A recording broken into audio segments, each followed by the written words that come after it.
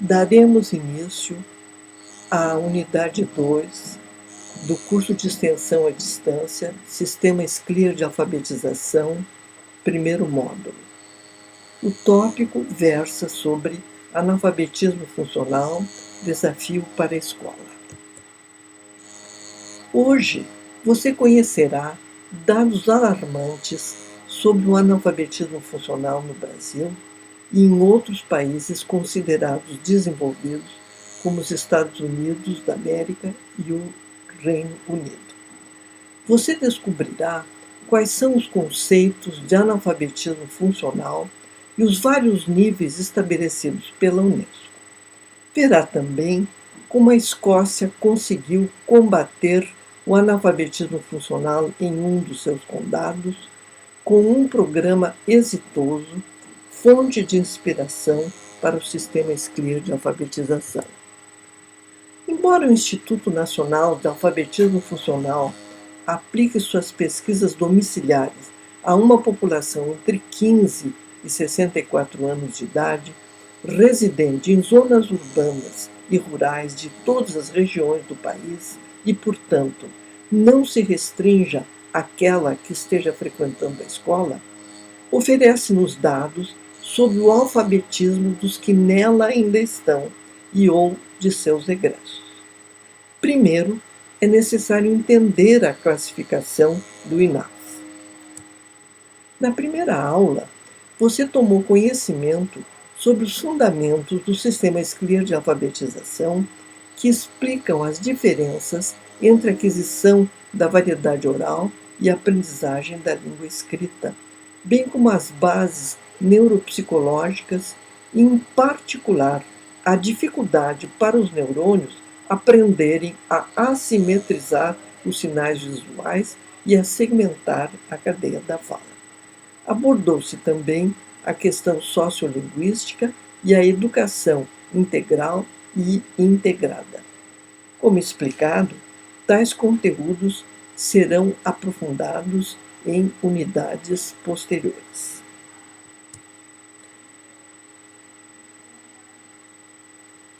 Vejamos então essa classificação do INAF. Analfabetos funcionais são constituídos de dois grupos. Os analfabetos, propriamente ditos, que correspondem à condição dos que não conseguem realizar tarefas simples que envolvem a leitura de palavras e frases, ainda que uma parcela destes consiga ler números familiares, números de telefone, preços, etc. Os chamados pertencentes ao alfabetismo rudimentar. Corresponde à capacidade de localizar uma informação explícita em textos curtos e familiares, como um anúncio ou pequena carta. Ler e escrever números usuais e realizar operações simples, como manusear dinheiro para o pagamento de pequenas quantias ou fazer medidas de comprimento usando a fita métrica. O segundo grupo é constituído dos alfabetizados funcionalmente. Se subdivide em alfabetismo básico. São as pessoas que podem ser consideradas funcionalmente alfabetizadas, pois já leem e compreendem textos de média extensão, localizam informações, mesmo que seja necessário realizar pequenas inferências, leem números na casa dos milhões, resolvem problemas envolvendo uma sequência simples de operações e têm noção de proporcionalidade. Mostram, no entanto, limitações quando as operações envolvem maior número de elementos, etapas ou relações. No alfabetismo pleno estão as pessoas cujas habilidades não mais impõem restrições para compreender e interpretar elementos usuais da sociedade letrada. Leem textos mais longos, relacionando suas partes, comparam e interpretam informações, distinguem fato de opinião, realizam inferências e sínteses. É bom explicar o que são as inferências. As inferências podem ser intertextuais ou intratextuais, ou seja, as intratextuais são aquelas em que nós reunimos duas ou mais informações que estão no texto e dali tiramos conclusões, ou seja, fazemos inferências. Chegamos a uma terceira informação. Enquanto que as inferências intertextuais são aquelas em que nós, da informação extraída do texto, a comparamos com informações que estão na nossa memória de longo prazo e que foram extraídas de outras leituras. Quanto à matemática, as pessoas do alfabetismo pleno resolvem problemas que exigem maior planejamento e controle, envolvendo percentuais, proporções e cálculos de área, interpretação de tabelas de dupla entrada, mapas e gráficos. Aqui nós vemos, então, uma tabela do INAF que será comentada logo a seguir. Em pleno 2016, ficamos estarrecidos ao constatar as cifras alarmantes de analfabetos funcionais no Brasil e os baixos scores obtidos pelos alunos brasileiros na faixa dos 15 anos, conforme o relatório PISA, que avalia as competências em linguagem, em matemática e em ciências. Em 2012, o desempenho dos alunos piorou em leitura. Ficamos em 55º lugar entre 65 participantes. Os dados também são constatados pelo INAF, o indicador do alfabetismo funcional. Apesar do aumento significativo da matrícula escolar e dos anos de escolaridade, a porcentagem de analfabetos funcionais no país ainda é alarmante. Conforme o boletim e a tabela que eu mostrei a vocês, o INAF examina pessoas na faixa etária entre 15 a 64 anos. 6% em 2012 eram analfabetos absolutos. No nível rudimentar, se encontravam 21%. No nível básico, 47%. E apenas 26% se encontravam no nível pleno. Decididamente, 27% dos brasileiros não têm as condições mínimas para o exercício da cidadania, nem para refazer a leitura de mundo a partir da leitura da palavra, como colocava Paulo Freire. Pode-se afirmar que 47% o fazem de modo precário e apenas 26% estão aptos a compreender e refletir sobre os textos necessários ao exercício da cidadania de forma plena e à ampliação da sua aptidão para competir no mercado de trabalho, com autoaprendizagem e educação continuada.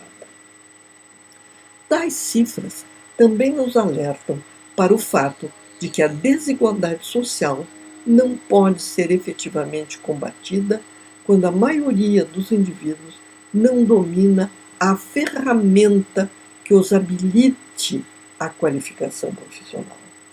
Os últimos dados divulgados do PISA apontam, como já mencionado, que o Brasil piorou em leitura, ficando na 55ª posição entre os 65 países.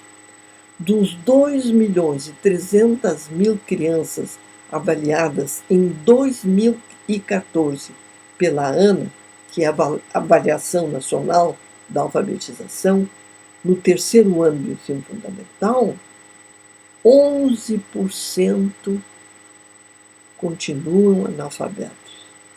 22% ainda estavam no nível rudimentar, 34% estão no nível do alfabetismo básico e só 11% se aproximam do nível pleno.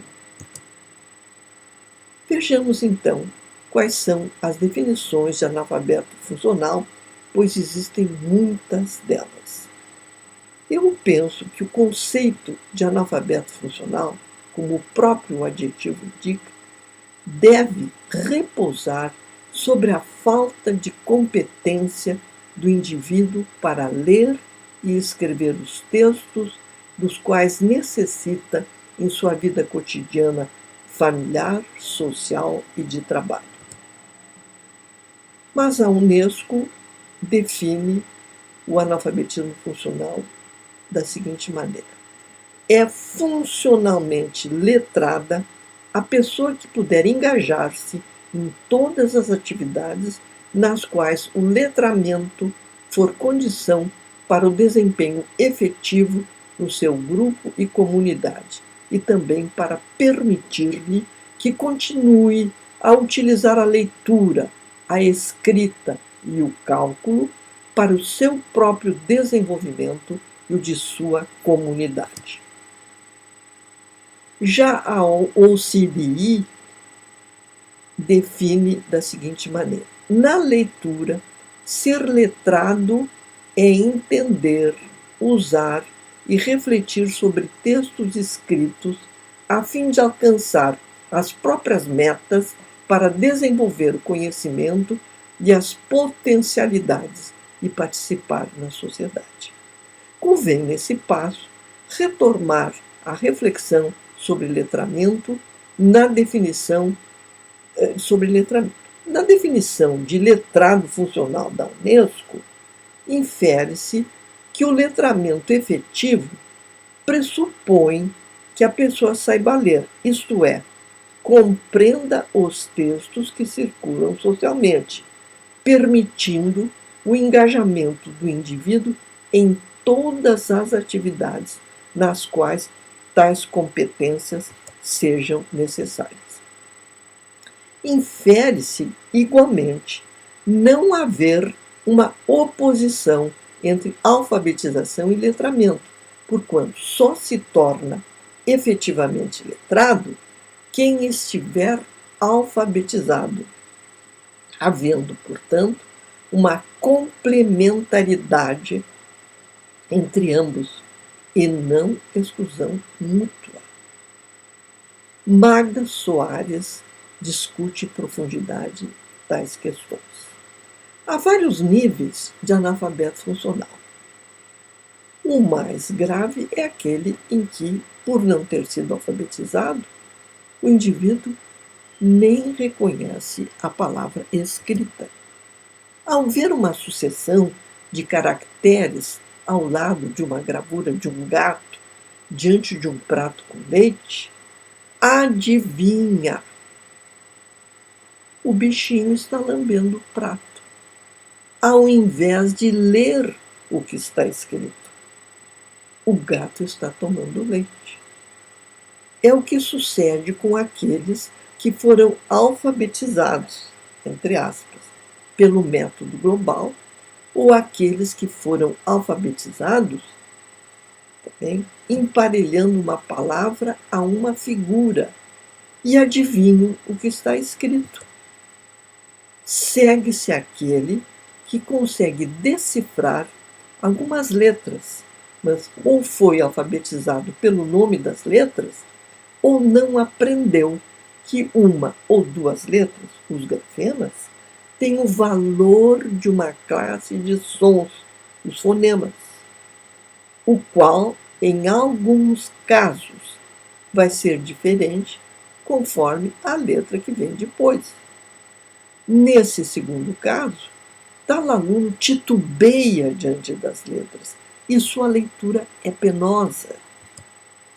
Não só o esforço é tal que ele perde qualquer gosto pela leitura, como também a memória de trabalho não consegue processar as palavras com fluência e a pessoa acaba não entendendo o que lê. Uma classificação mais operacional, em 5 níveis, é a utilizada pelo LAMP, que é o Literacy Assessment and Monitoring Program, que é o programa de testagem e monitoria da Unesco de 2007. Nível 1. O indivíduo possui habilidades muito pobres e pode nem ser capaz de determinar a dose correta do remédio para dar ao filho a partir do rótulo da embalagem. Nível 2. Os entrevistados só conseguem operar tarefas e material escrito simples, disposto com clareza. Conseguem ler, mas se saem mal nos testes de compreensão. Podem ter desenvolvido habilidades de cópia para dar conta das demandas de escrita mais corriqueiras, mas acham difícil enfrentar novos desafios, como os exigidos no trabalho. Nível 3. Mínimo adequado para dar conta das demandas diárias e de trabalho numa sociedade complexa. É um nível requerido para completar a escola secundária e entrar na universidade. Níveis 4 e 5, os entrevistados demonstram domínio das habilidades para processar informação mais complexa. Em 2011, aproximadamente 16%, ou seja, 5.200.000 adultos na Inglaterra, se enquadram entre os analfabetos funcionais. Cerca de 2 milhões dos residentes em New York também, isto é, 25% do total da população na cidade.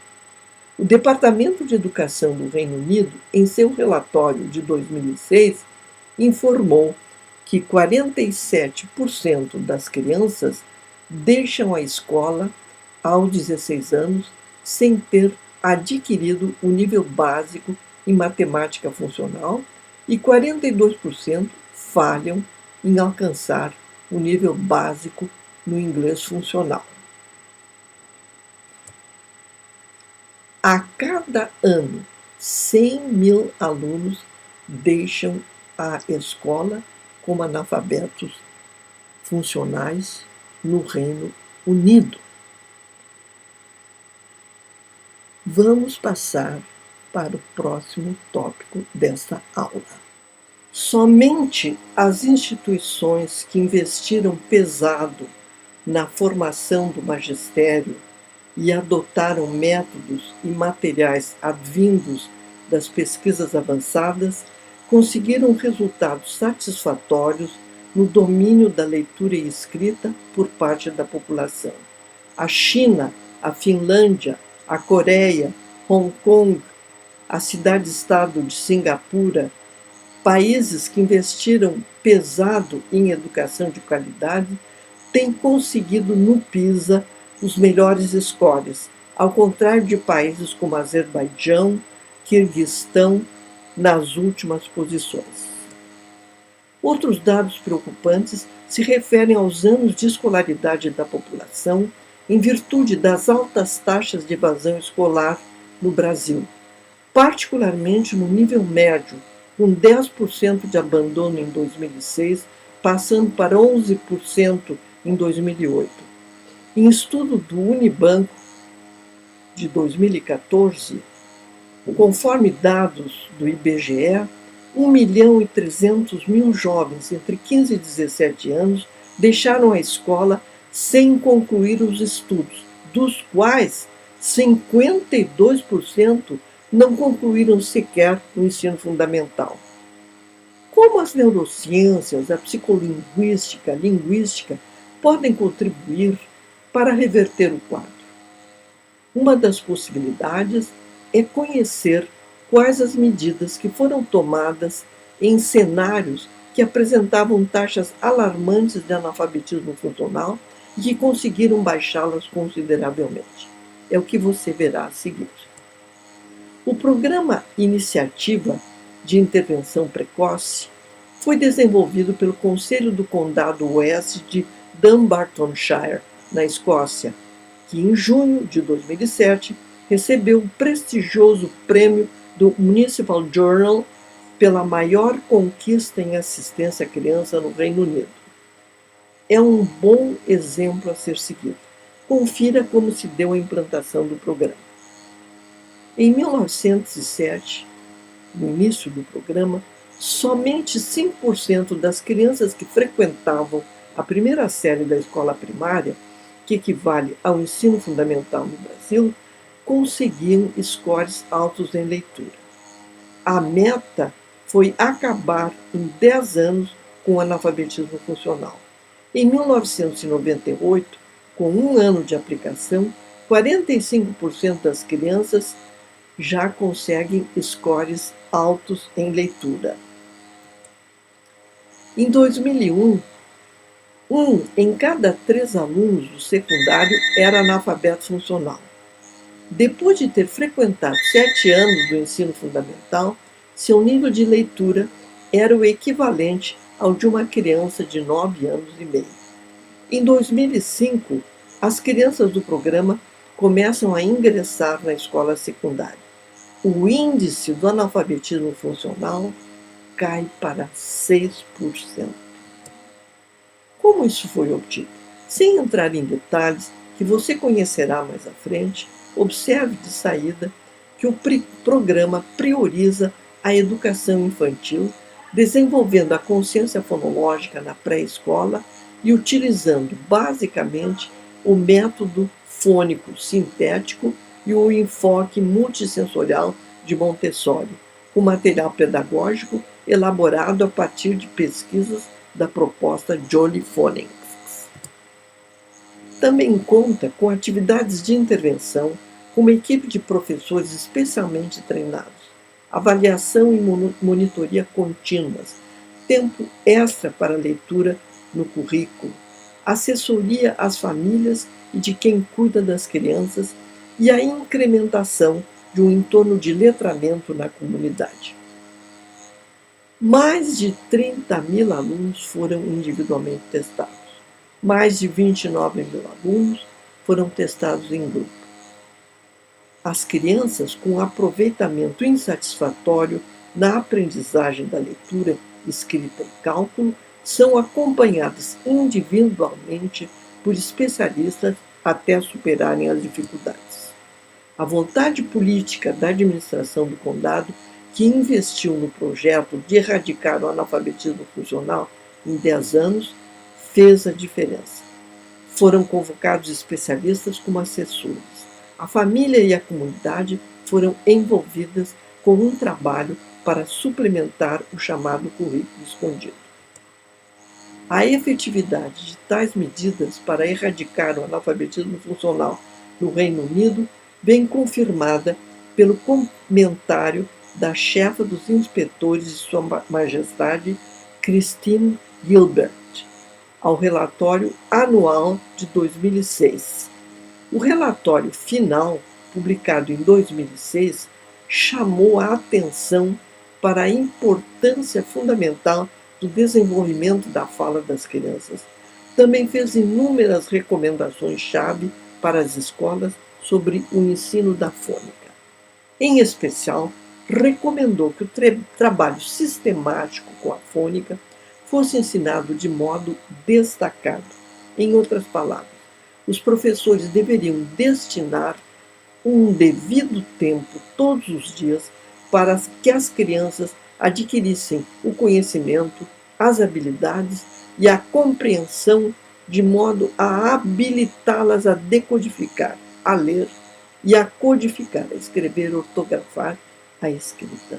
Também recomendou que o trabalho fônico de alta qualidade fosse um enfoque privilegiado para ensinar as crianças a lerem, de modo que pudessem se deslocar mais suavemente de aprender para ler para aprender.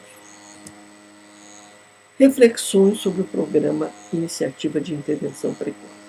Dado o fato de que muitos projetos para incrementação do letramento apresentaram resultados tão insatisfatórios, Uma das primeiras tendências é copiar sem reflexão ou adaptação a cenários diferentes, o que deu resultado em outros lugares.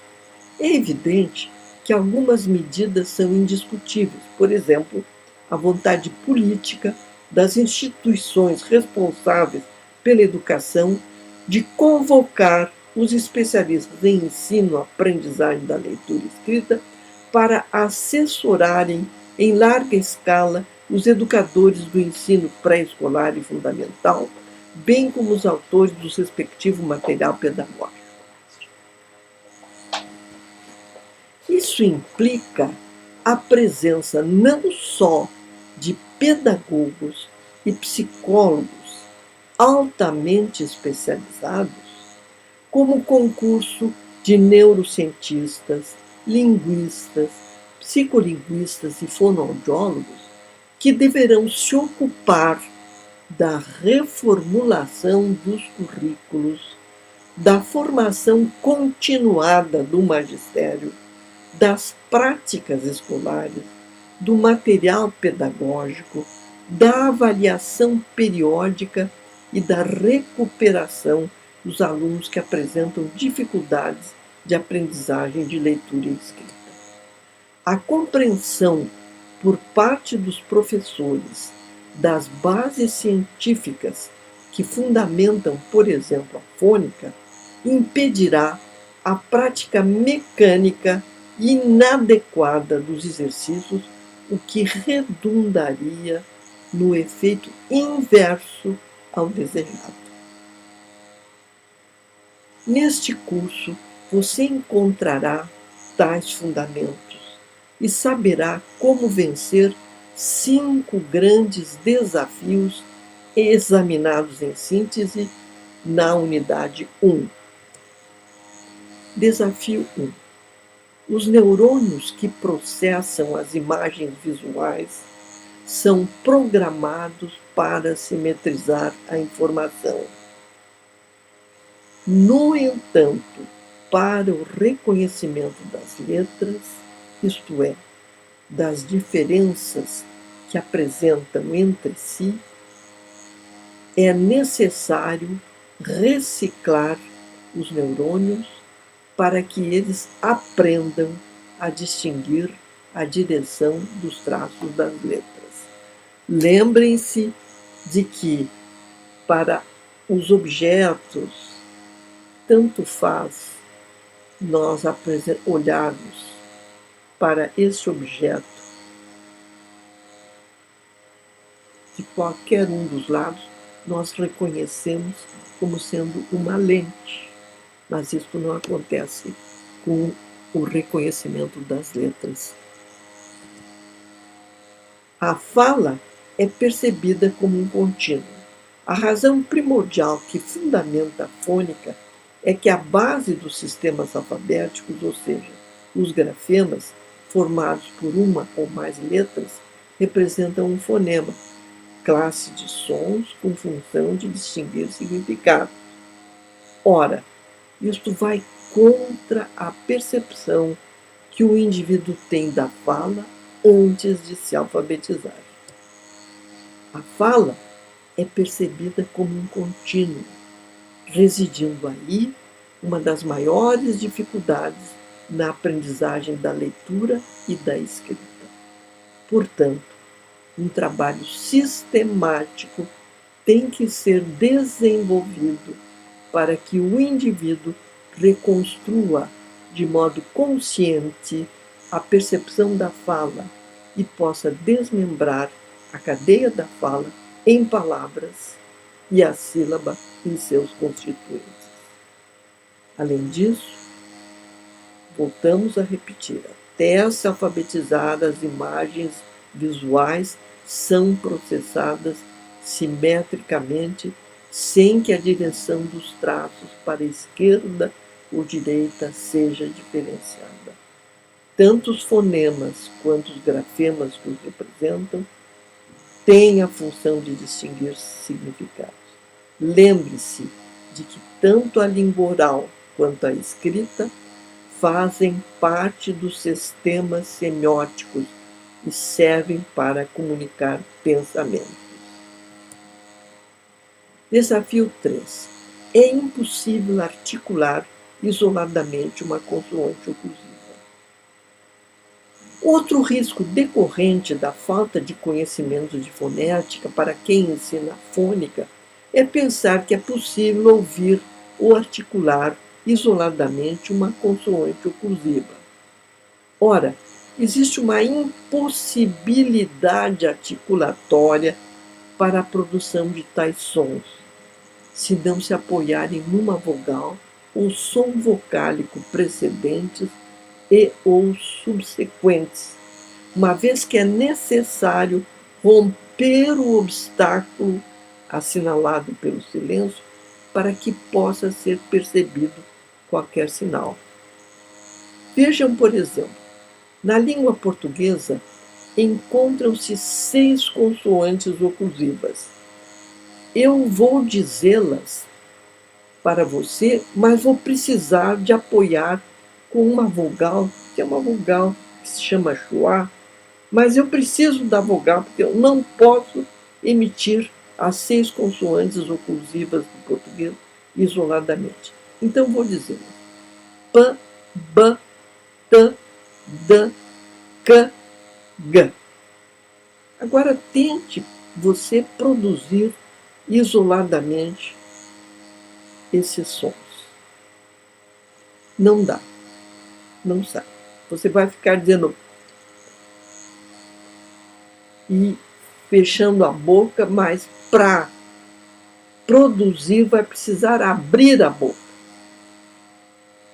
Romper o obstáculo. E aí, quando você rompe um obstáculo, você está produzindo uma vogal ou qualquer outro som que tenha sons vocálicos, certo?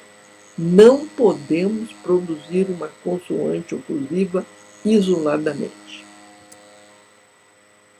Desafio 3. O nome da letra não representa seu valor. Outra questão teórica é desconhecer que a descodificação precisa ser aprendida pelos valores que as letras têm. Uma ou duas, ou seja, é um grafema. Muitas vezes condicionadas pelo contexto e não por seus nomes. Isso é particularmente grave no português com os grafemas que estão elencados aqui, o C, o G, o H, o M, o N, o Q, o S, o X e o Z, e todos os grafemas que representam as vogais. Mas o princípio vale para todos os grafemas. É que todos esses que eu elenquei, certo? Eles vão ter valores diferentes dependendo do contexto em que eles se inserem, mesmo as vogais. Por exemplo, a vogal E, ela pode ter diversos valores. Se eu disser essa vogal em posição átona final, por exemplo, na palavra chale, ou na palavra deve, vejam que na palavra deve eu tenho 2 vezes a mesma letra. Mas na primeira sílaba o valor dele é E. Na última sílaba, na maioria das variedades, é I. Então, nós escrevemos a letra E, mas o valor vai depender do contexto, ou às vezes até é imprevisível, como o primeiro E da palavra deve, certo? No caso, o valor aí foi E, vogal bem aberta, que é o nome da letra. Evidentemente, a palavra bola não se lê como B-O-L-A. Sairia B-O-L-A, e não é a palavra. Ali na palavra bola, cada um daqueles grafemas vai ter um valor, certo? E é esse valor que nós precisamos ensinar para o alfabetizante. Desafio 5. Existência de guetos linguísticos. A explosão lexical e semântica e de universos especializados, ocasionada pelas revoluções científicas e tecnológicas aceleradas, determinou a formação de verdadeiros guetos linguísticos impermeáveis mesmo para os considerados bons leitores. Isto vem determinando o fracionamento do conhecimento e a impossibilidade de se compreenderem os inúmeros universos cognitivos. O ideal humanístico se encontra cada vez mais distante. Por exemplo, se você não for especialista na área, dificilmente compreenderá um texto sobre bioenergia, certo? Sobre astrofísica, por exemplo. Porque o sentido das palavras só são recuperados por pessoas que têm domínio daquele universo. Talvez um dos caminhos seja a formação de um novo tipo de profissional capaz de traduzir o texto especializado para o grande público, o que, em parte, vem sendo exercido pelo jornalista científico.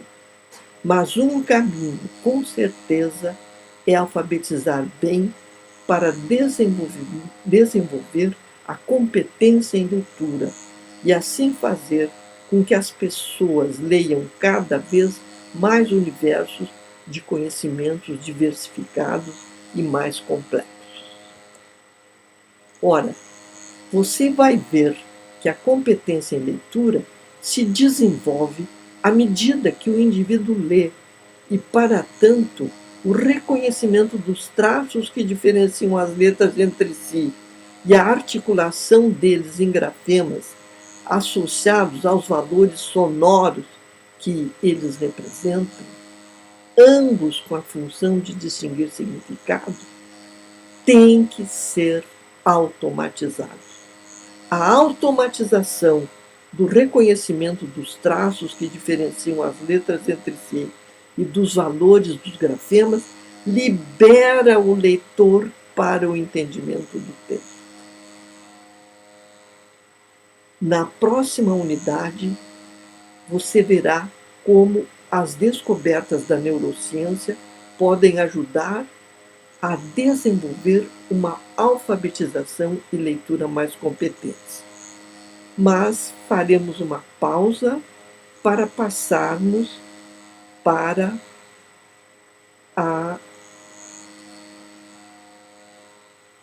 aos exercícios, ao treinamento de como ministrar as aulas ao alfabetizando. Nós vamos ver a segunda unidade dos roteiros e vamos então dar este treinamento.